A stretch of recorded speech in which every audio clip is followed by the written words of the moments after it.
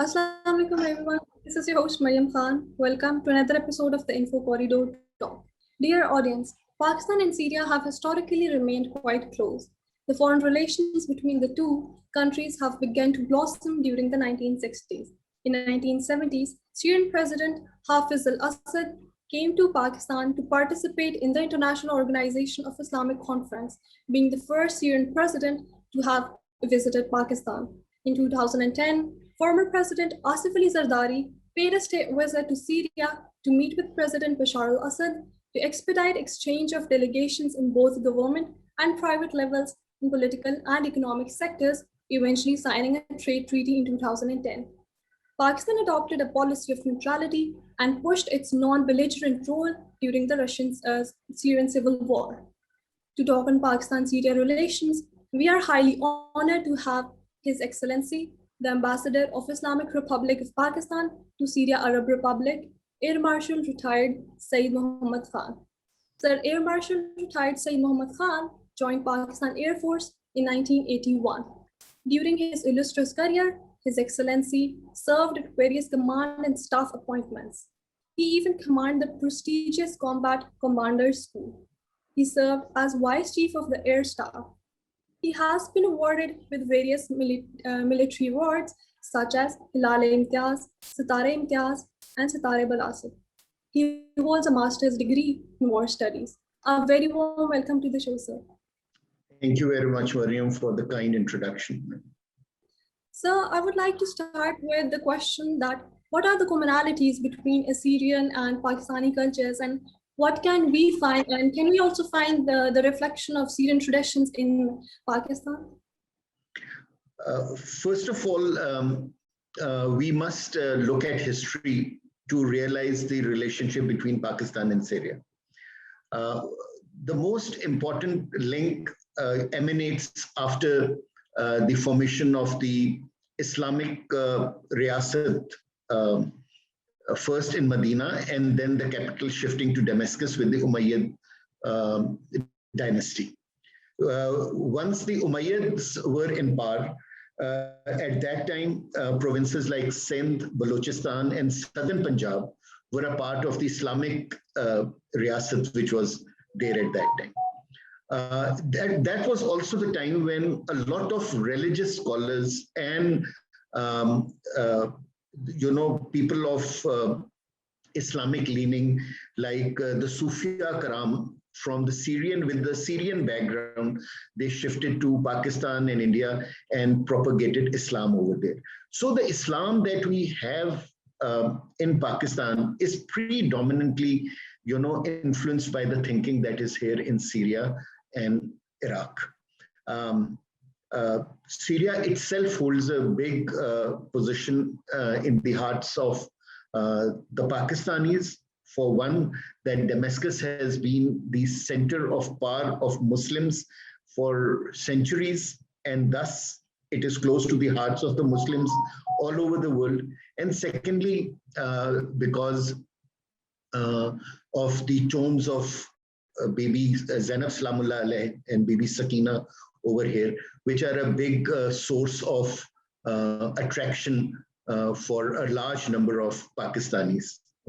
So our religion, our way of living, our way of thinking is much influenced by the people who went from here since the Umayyad time to Pakistan, and then they influenced the thought process both culturally and religiously in our part of the world. So what is Pakistan's perception among common Syrians? Pakistan is a very respected country in Syria. Because we have a long history of brotherhood and fraternity. Like you yourself in your introduction said that our relations started in the 1960s, saw its zenith in the 70s, and and after that it continued. So generally, people in Syria consider Pakistan to be a very brotherly and friendly country. I would divide this opinion among the two brackets in the Syrian society. Those who are older, those who have seen 60s, 70s, or pre-conflict, let's say pre-2010, they have seen Pakistan, or they have seen the interaction of Pakistan. They have a very high opinion of Pakistan. They still respect our soldiers who came here during the 1967 and 1973.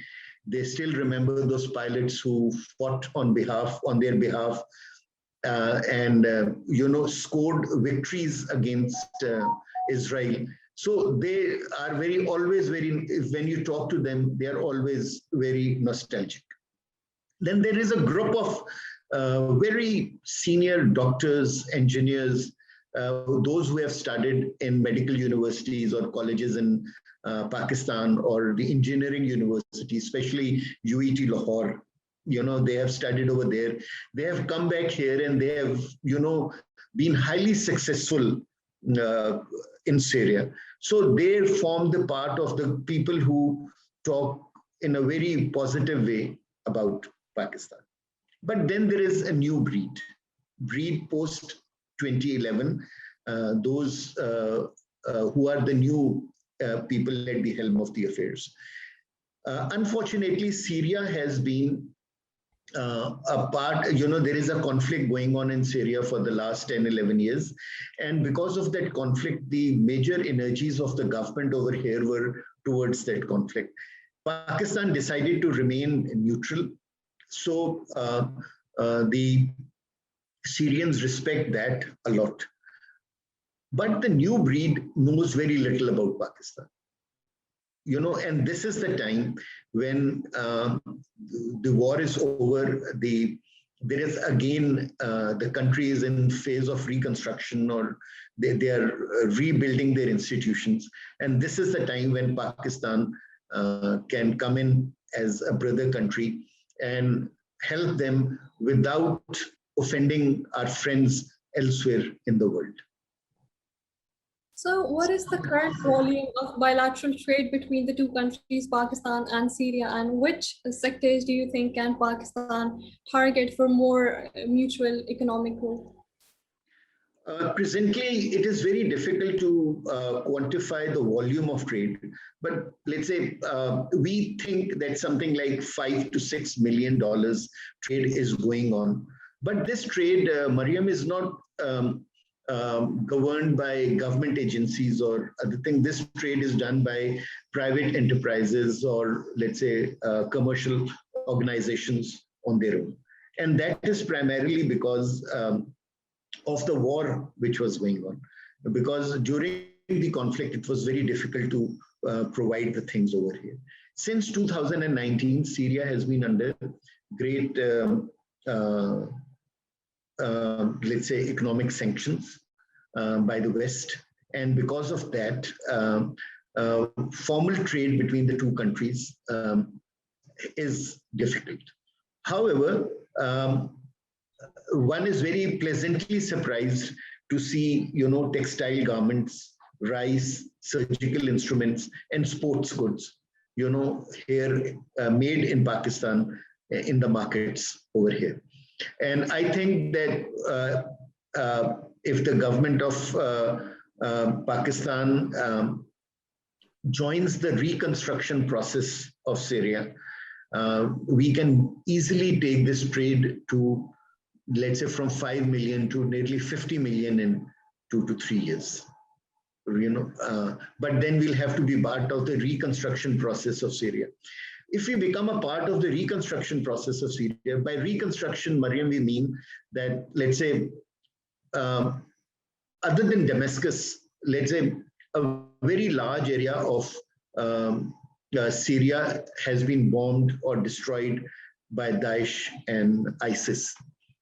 Those buildings have to be reconstructed again, or they have to be rebuilt again, right? So, we can join, let's say, become a part of the system or the reconstruction process by, let's say, supplying them cement, glass, let's say, air conditioning systems, and household things. One thing which is very popular in Syria are our dental equipment. Syrians, one is very surprised to see that their medical side is very advanced. They have very good hospitals. They have very good universities, medical universities, and they take very good care of themselves. Syrians by nature take very good care. So, doctors and dentists have a large scope over here.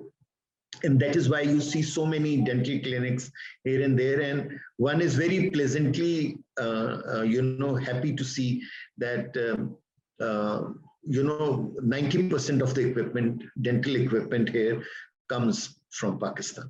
So, there are so many fields in which we can actually come in and make it. As an ambassador, I am already, I have taken up this issue with the government of Pakistan and the relevant ministries.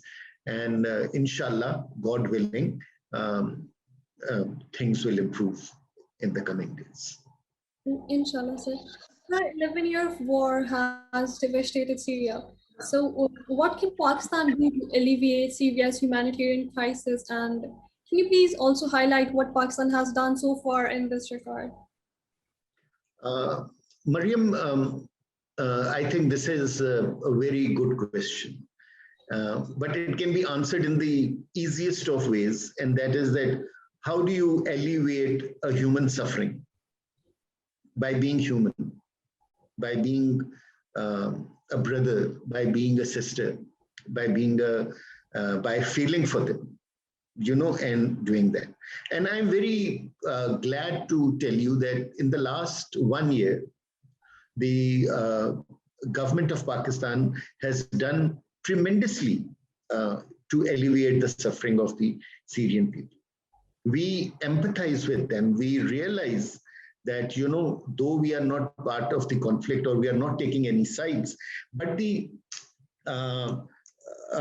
toll of war has actually been on the normal Syrian. The normal Syrians today, as per the UN estimates, 90% of the Syrians are unable to put 2 meals on the table for their families today. So this is a big humanitarian crisis. The whole world is into COVID, and there are no vaccines in Syria. Even I had to go to Pakistan to get myself vaccinated. So these are problems, and these are human problems, and they can only be solved with people having a human heart.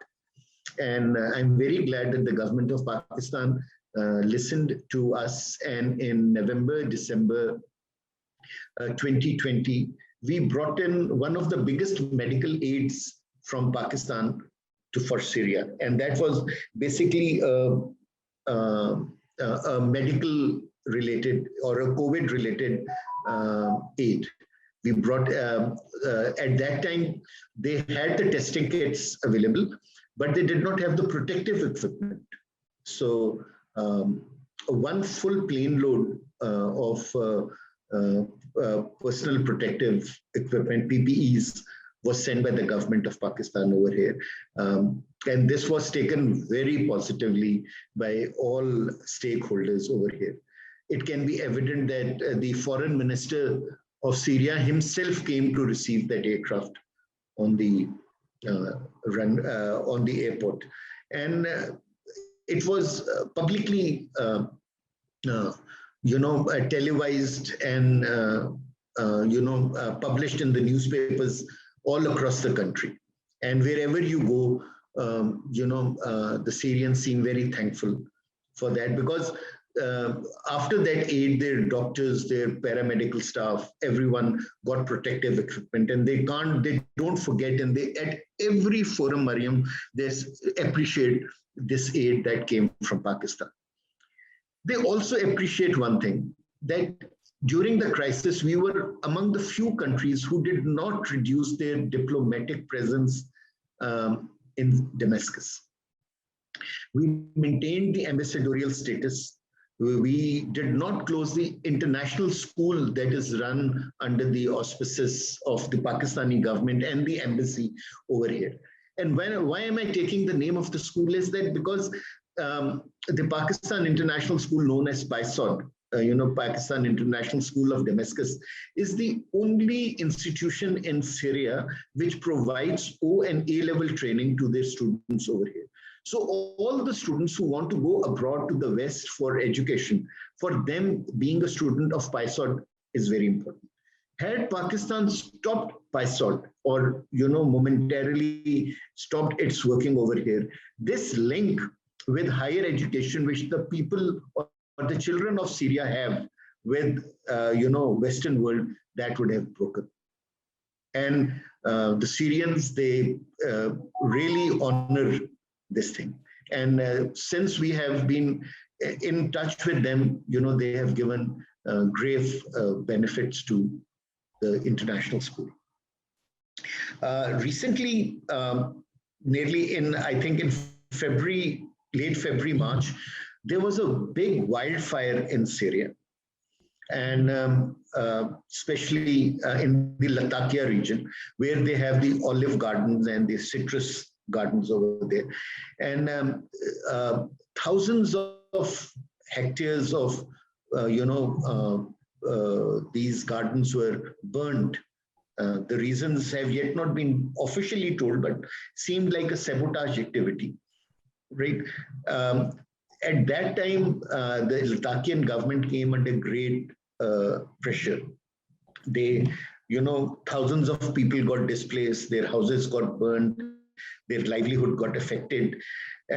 So, as friends, the school, I directed the school to, start a campaign to help their Syrian brothers and sisters. And I'm so glad to tell you that, the ordinary Syrians, and they came forward, they helped the school in raising funds. We gave nearly 5 million Syrian pounds in cash to the Latakian government. We rebuilt 2 of their schools. We refurnished both the schools. We gave clothing to nearly 1,000 Syrian people. We gave warm clothes because over here, winters go on till March and April. So we gave nearly, warm jackets and blankets to nearly 2,000 Syrians. And we did it through the government of Latakia. Like we call, we have provinces over here in Syria, they call them as governorates, and they are run by the governors, right? So I personally handed over all these things to the governor, and he was very kind to have, call a large number of people, and he did not take any political mileage out of it. He actually gave the whole credit to the Pakistani government and to the Pakistani people. And again, when that thing was projected here at all levels, nothing less than the president of Syria and his wife, the first lady, they personally, asked their office to thank the Pakistan embassy for this kindness. But I would say that this all credit goes to the Pakistanis at the Pakistani school and the Syrians who were over there. Similarly, one more thing that we are really doing now is that I'm working with the government of Pakistan. I've put in a request with the government for 2 things: humanitarian aid and life-saving trucks. I'm pleased to tell you that up till the news that I have up till now, the government of Pakistan is almost in the process of approving them. And if that gets approved, that will be a big support to the people of Syria. Now, Mariam, if you look at it, we are not becoming a part of the conflict, or we are not taking sides with anybody. We are trying our best to remain humane. We are trying our best to remain neutral. We are trying our best to ensure that that we are looked at as friends from all parties in the conflict. And these are those actions that we are taking, which any country with a heart or with a soul would do. And for that, I think the Ministry of Foreign Affairs in Pakistan deserves a lot of credit, who keep guiding us and telling us how to act over here. So Pakistan, Mariam, I think we can be very proud of ourselves of what we have done in the last 10, 11 months, and I hope and wish, because the conflict has now ended, so, it's only a matter of time, a year, 2 years, 3 years, everything is going to come back to normal here.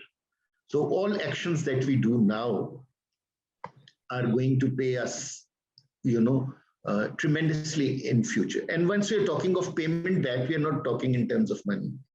We are talking of in terms of relations, in terms of brotherhood, in terms of being seen as standing shoulder to shoulder with our Muslim brothers and sisters.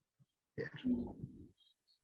So what is the potential for Pakistan's defense export to Syria? Tremendous, to say the least, right?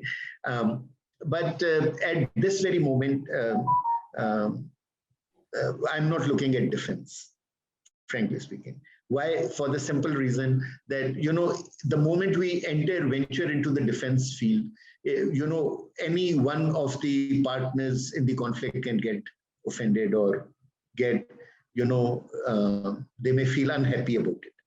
So why do we, at this very time, if we, bend this thing slightly, bend this thing. I'm not saying stop this thing, bend this thing.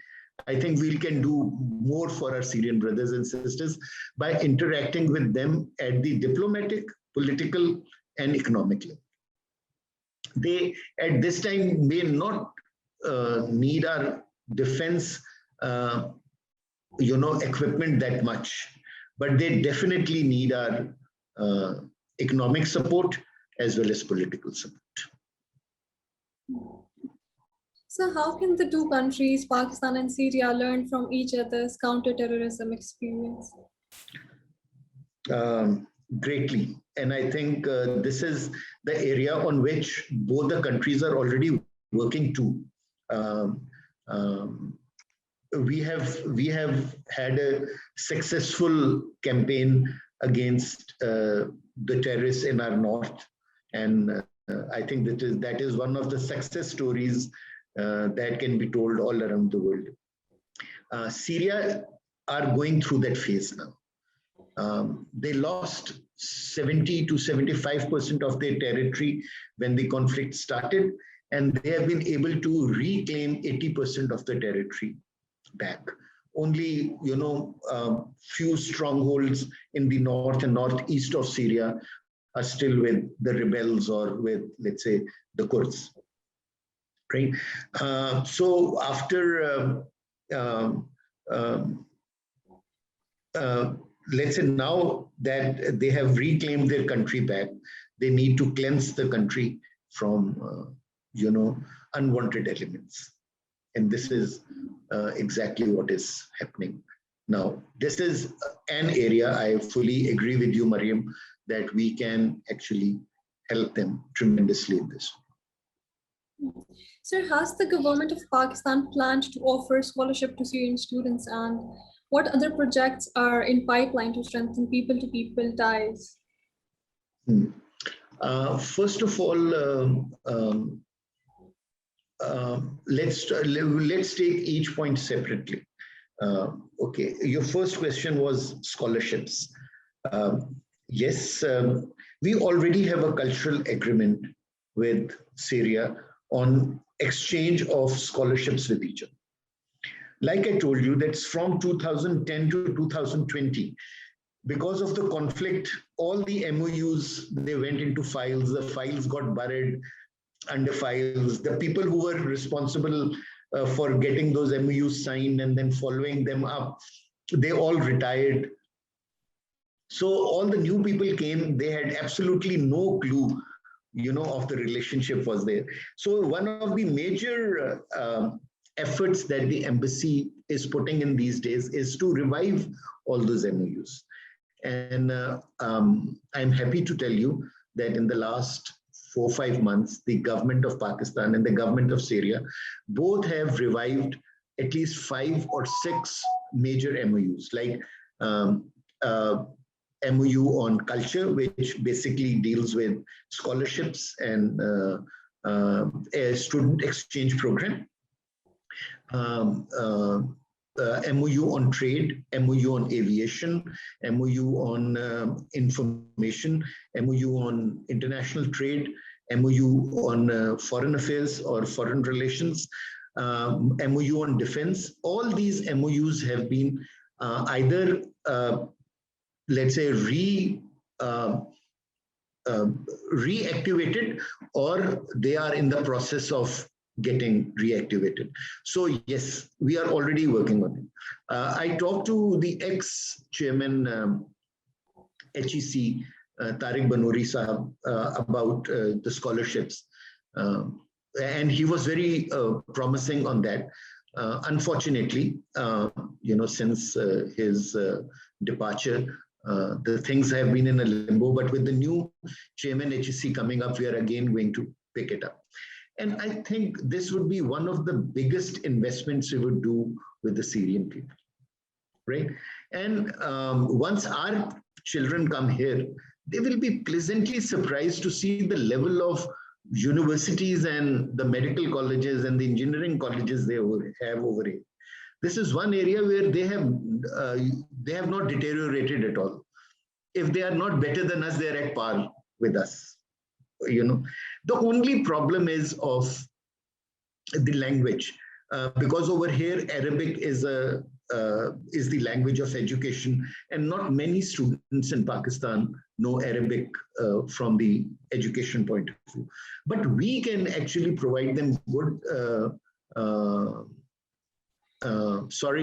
This problem of typical, the light will come on immediately.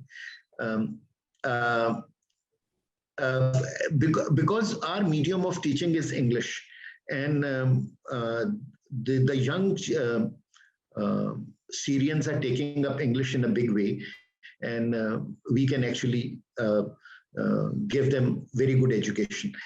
Once they have taken education, 99% of them will come back to Syria. And once they come back to Syria, they will become the diaspora on whom our relationship will be based on. And like I told you, Mariam, earlier, we have, very senior doctors, we have very senior engineers, we have very influential people in Damascus who have studied in Pakistan, especially Karachi and Lahore. And, they talk so nostalgic, with the nostalgic,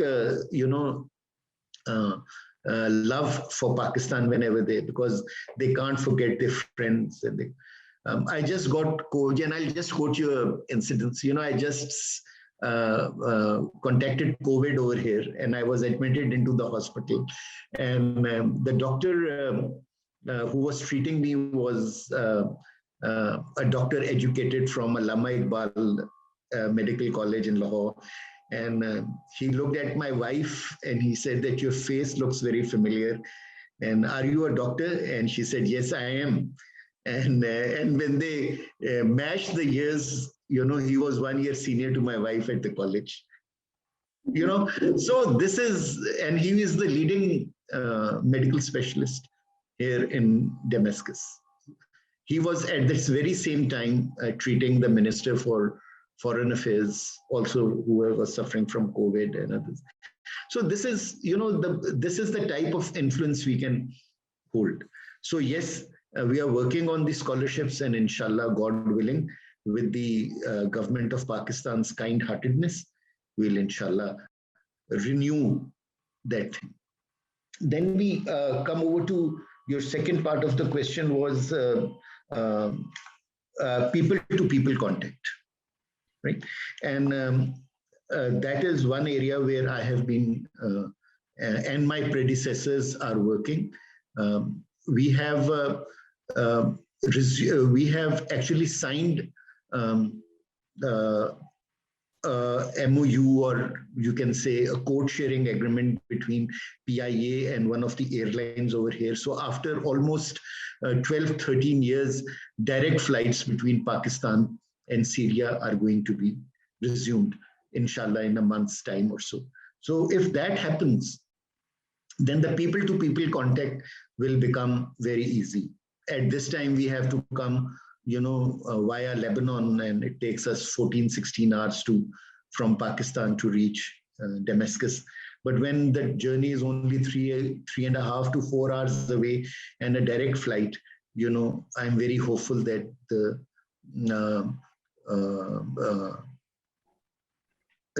people-to-people contact will increase. One good thing where we can offer them, is tourism. If tourism starts, these people are very fond of going out for holidays, and taking their children out. So we can offer them, summer packages in Pakistan. And we have a wonderful northern area. And if our travel agents, they work and they we have a confirmed transportation and hoteling, system, then inshallah, the tourism, there is a lot of scope of improving people-to-people contact here. People are very excited once you talk to them at diplomatic functions and at other places. When you talk to them about this option, they're very excited because all of them have heard good things about Pakistan from their parents, but very little have seen them. So yes, there is a lot of scope for people-to-people interaction. And we'll have to think out of the box to do something about it. And let's hope so that the relationship between the two countries increases, many folds in the coming years to come. So what is your message for Pakistani and Syrian youth? Mariam, there is so much that the two new generations in both the countries can share with each other. Their knowledge, their skills, and their experiences with each other. And that is only possible if we reinvigorate our scholarship programs and our visit programs. PISOD on its own has actually taken up this project. In the last 3 years, we have sent 2 groups of Syrian children to Pakistan, and a group of 15, 20 youngsters to Pakistan, and they have been hosted by the Pakistan Air Force and by the Pakistan Army over there. And once you talk to those youngsters, they talk with so much of love, affection, about Pakistan, because Pakistan is far better than they can think of what Pakistan would be, without going to Pakistan. And this is where I think we need to really invest. The more the youngsters, they meet with each other, the more the youngsters interact with each other, the more they share opinions and views with each other. And your channel, can be a great medium in doing that. Syrians are very good in, on internet and social media, and the children are as, active on them as our children. So these mediums, if used effectively, can bring the two countries together. Inshallah, with direct linkages over there, I'm hoping the tourism and this interaction and cultural programs to, immensely increase. Your Excellency, thank you so much for taking time out and joining us. At the end, I would once again like to extend our warm gratitude to you. It has been a great pleasure and absolute privilege. Thank you very much, Mariam, and the pleasure is mine too. And I'm so very happy, that you youngsters are concerned about the day-to-day issues of Pakistan, and you are using your intellect and mediums at your disposal to, promote your mindset. We are really proud of you people. Keep it up.